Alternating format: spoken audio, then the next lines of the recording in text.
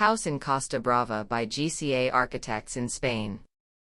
The main challenge of the project was to adapt the building to the terrain in order to minimize its visual and environmental impact. Taking advantage of the sloping topography and sparser tree cover, the house is located in the highest part of the terrain.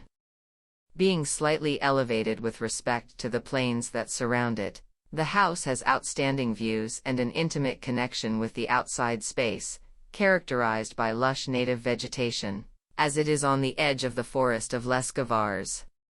The house consists of two main volumes, one where the living room and day areas are located, on a single level, and another volume of two levels where the bedrooms are located. These two volumes are connected through half-levels with the main staircase so that the transitions in the house always occur in a comfortable and natural way.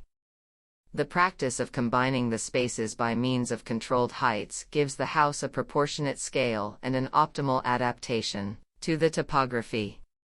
A large roof of Arabic tiles, sloping, like the terrain itself, covers these volumes, giving the whole a compositional unity of great character.